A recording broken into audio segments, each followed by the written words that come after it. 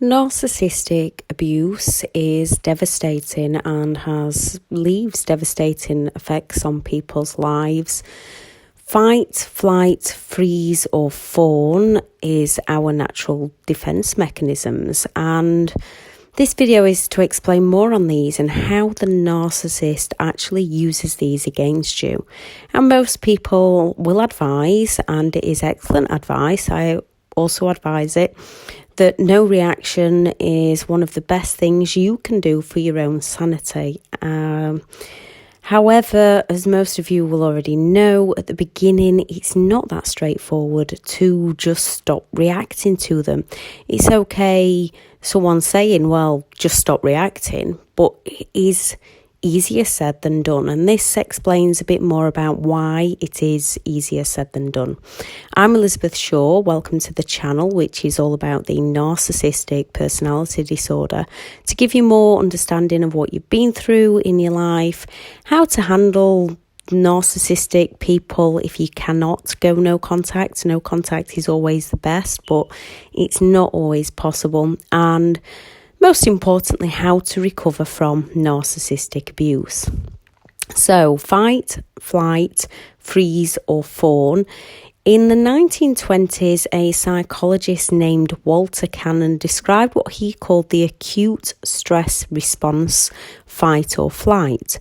Over the years, this has been continued to be studied. Narcissistic abuse puts our minds into extreme states of stress and confusion when we are living under that stress, and our minds try to find a way to cope with protecting ourselves from the abuse. Often it's our subconscious survival mechanisms that kick in, which does help in the short term. Unfortunately, it doesn't help for the long term. Once in the fight, flight, freeze or fawn survival mode, a narcissist will then twist our survival instincts and use these against us. Often why the real victim feels like they are to blame and does all they can to change to please the abuser. And only once out can the survivor begin learning the truth of reality and unlearn the coping mechanisms that no longer serve them. If your subconscious believes you can conquer a danger, your body jumps into fight mode. If you believe there's no hope, you might run away and take the flight mode.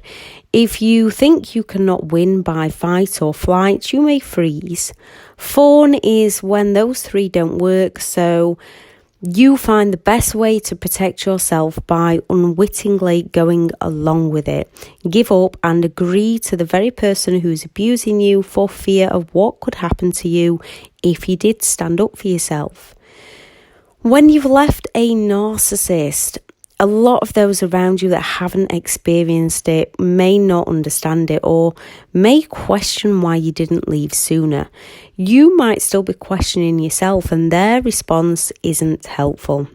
You may still be feeling fear, shame, alienation from people, rage, grief, depression and anxiety, as well as the manipulation that's been so hidden and slowly become more regular against you, from being gaslighted into losing your own reality and sanity to being provoked and thus reacting to their abuse.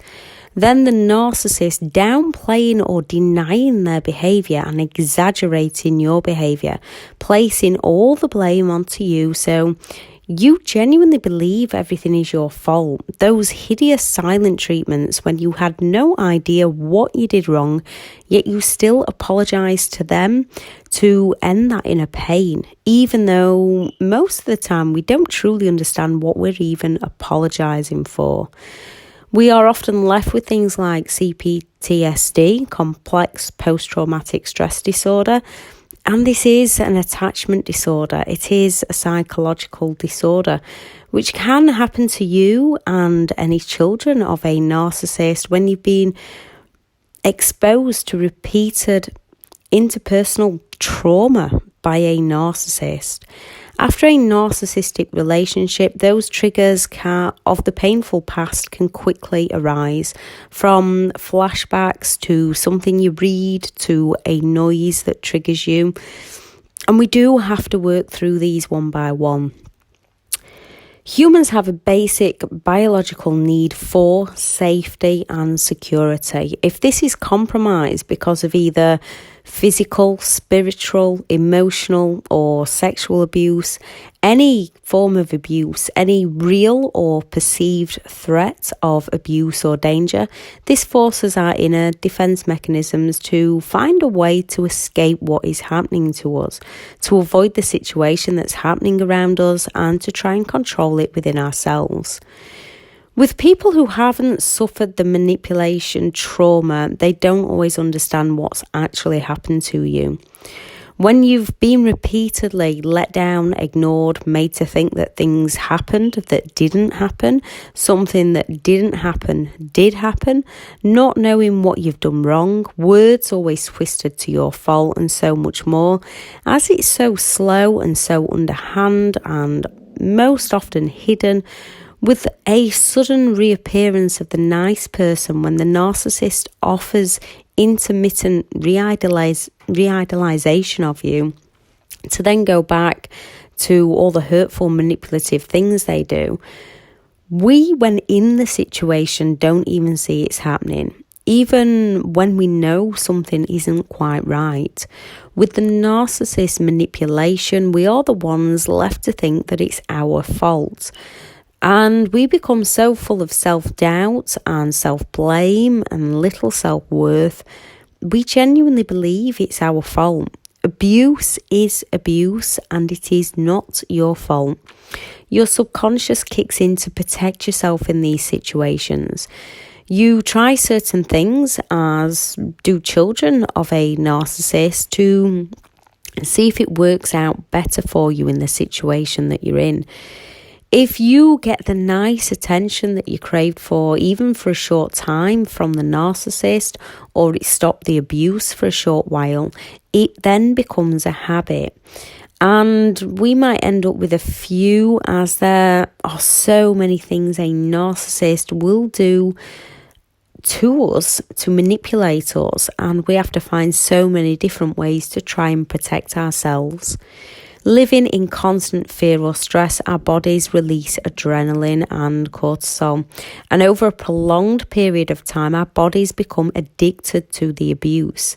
You are, in essence, weaning yourself off a drug. Why? In the beginning of recovery, our minds can look for extra problems or fear to release those chemicals, even though we don't know that we're doing that. Not understanding that this is making our life uncomfortable, but because we're used to having those chemicals released and that way of life, it feels more comfortable to us, even though it's actually uncomfortable. What we need to do is face the painful reality, work through the pain, and find positive things to release those chemicals while we slowly wean ourselves off them. There's lots of ways to do this, but 5 quick ones: trying new sports, saying hello to a stranger, starting new hobbies, applying for a job, going for an interview. Will give you those stress hormones and will give you that adrenaline rush just while you wean yourself off the highs of those drugs that a narcissistic relationship gives you. Not all at once. Take things at a pace to suit you. You're trying to decrease the cortisol and adrenaline to an average level. So when in highly stressful situations, our bodies respond in one of 4 ways: fight, flight, freeze, or fawn. When we experience stress or trauma, our bodies automatically go to one of these. If a car suddenly comes hurtling towards you out of nowhere, you might think that you'd like to run, flight, or you may panic and stand still, freeze. Children of a narcissist can carry these into adulthood. If you've been in any form of relationship with a narcissist, you may carry them with you for a while afterwards until we unlearn these behaviours. You will have used one or all 4 of these at some point in the relationship. When you carry them with you close to the surface, it can cause problems within other areas of your life or other relationships. These are learned behaviours from either growing up with a narcissistic parent or having a relationship as an adult with a narcissist. What you did while you were with the narcissist is not a weakness or a flaw within yourself. You did what you needed to do in order to survive. The best thing is, as it is learned behaviour, you can now unlearn them. Also, whatever your situation was, however you responded, is no better or worse than any other responses. You needed to protect yourself and respond. It's okay to escape sometimes. It's okay to zone out. It's okay to fight back. It's okay to try and be kinder with a narcissist. And you may have tried all of these things to get the relationship to work. When we go into fight, flight, freeze or fawn, the narcissist can then continually use these against ourselves. And when we become trapped in this mindset, they can use our responses in their smear campaigns against us. Fight types of reactions, we are all capable of this. It's our inner instincts to protect ourselves. The narcissist is actually driven by this, usually due to some form of childhood trauma themselves. They live the rest of their lives in fight mode. Even the best of people can be driven to their limits or depths of despair and fight back, yet they will feel guilty afterwards. Narcissistic people are lacking in that empathy, so they will not feel bad afterwards. Narcissistic people are extremely self-centered with an exaggerated sense of self-importance, and they have little to no empathy towards others. They will not feel remorse for the things they do. They'll just blame it all on somebody else. Fight responses are passive-aggressive behaviours, controlling behaviours, nice, nasty, switching between the two behaviours, overly demanding behaviours, entitlement, or bullies, demands perfection, shames others, sociopath, narcissist. In the beginning, you might fight, you might cry, you might feel like punching something, glare at the narcissist and talk back angry. Feel like stomping your feet, feel intense anger, say something negative back to them. No, it's not right, yet you are doing it to protect yourself from any given situation you were in with the narcissist at that moment in time, which the narcissist will use against you, so you believe they are correct when they were originally to blame. Most of those who went into fight mode often believe they could be a narcissist once out of the relationship, because of their behaviour within the relationship.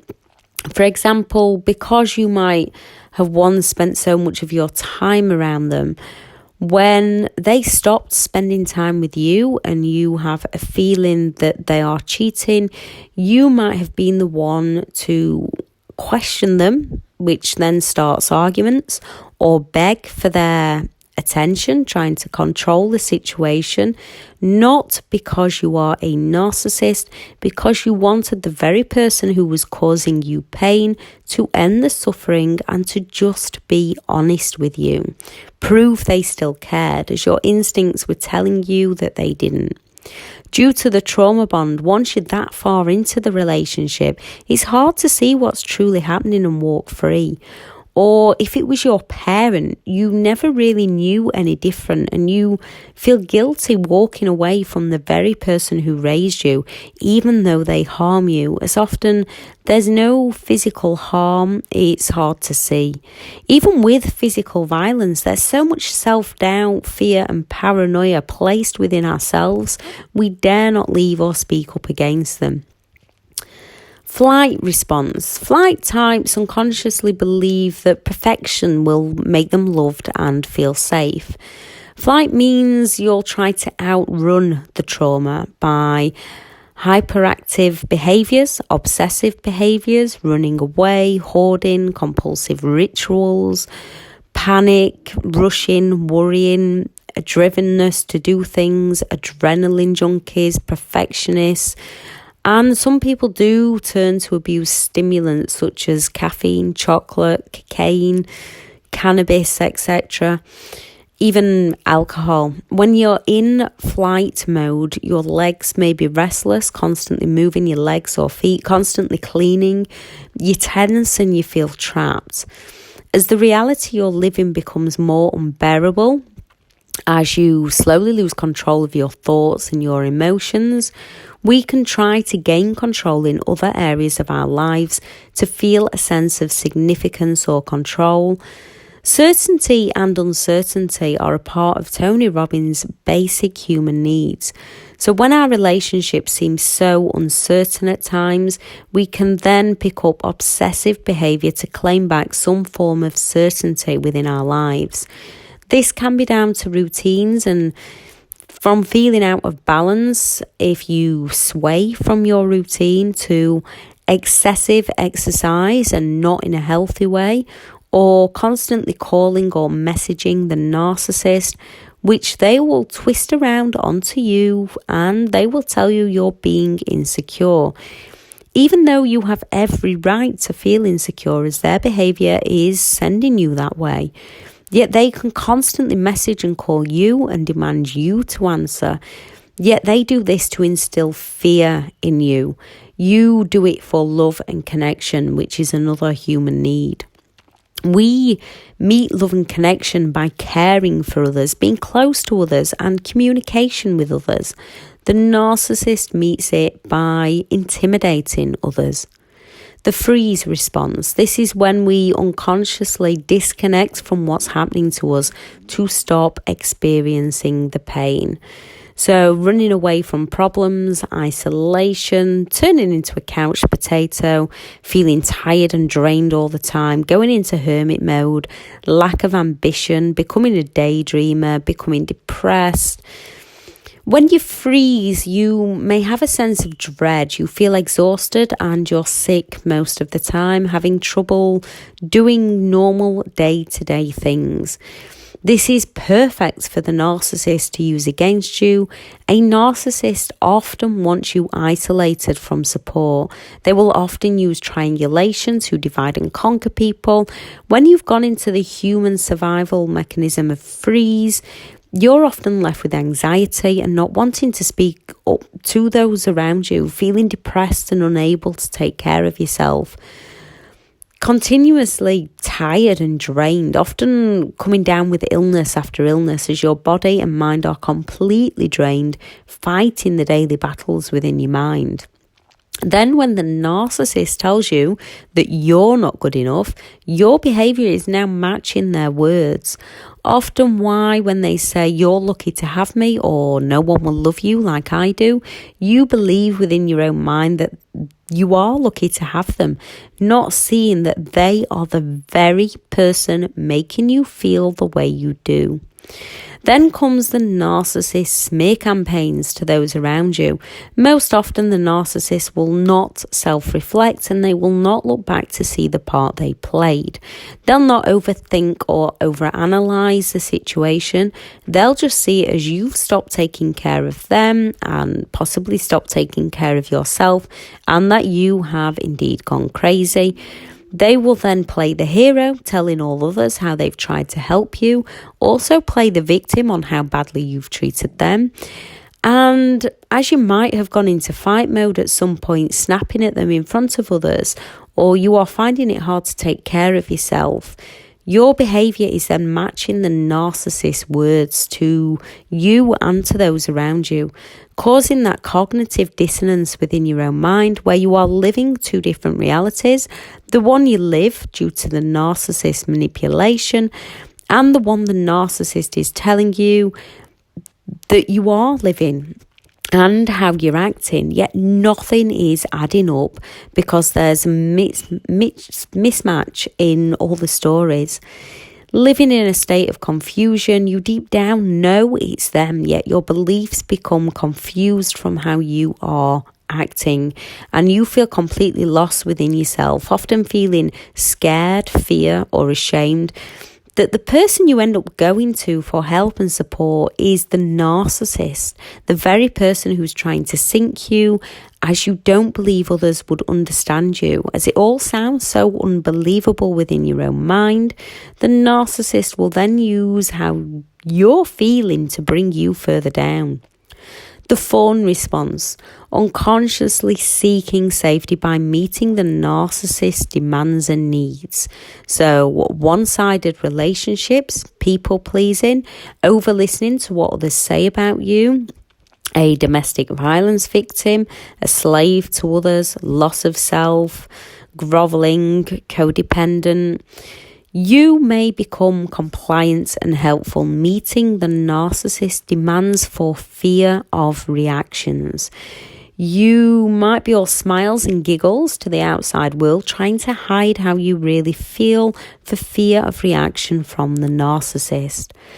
Often we can then become an unwitting enabler to the narcissist's hideous treatment of others, not understanding the full picture, not knowing the full story, as the narcissist will only ever tell you what they want you to hear. We learn to do all we can do to please the narcissist for fear of reactions if we step out of line, learning to walk on eggshells around them, slowly losing our values and beliefs and listening to what the narcissist tells us we should or should not do, doubting ourselves more and more and taking their opinions on as our own. Begging them when they've promised to do something and fail to deliver, we can plead with them, while they will gaslight us all the more, saying, "I never said that," again leaving us questioning ourselves and our reality. To recover from these, you do need to grieve, cry, scream, shout, let it all out, start reclaiming your assertiveness, writing down the things that truly happened and what the lead up to how your behaviour was. I shall add the link for trauma bonding and how to help yourself in the description. You may be suffering anxiety, and I'll add the link to how we end up with anxieties around these people and how some ways to help you recover in the description. If you went into fight mode, that means while around someone who is narcissistic, you became narcissistic to protect yourself. This does not mean you have the disorder. So those who question after if you were the narcissist, no, you do have empathy and you cared and you tried to help. You just went into fight, flight, freeze or fawn mode deep within your subconscious to protect yourself. Now it's time to unlearn those that you've taught yourself to survive on a daily basis so that you could protect yourself from their manipulation. You can and you will recover from this. Thank you.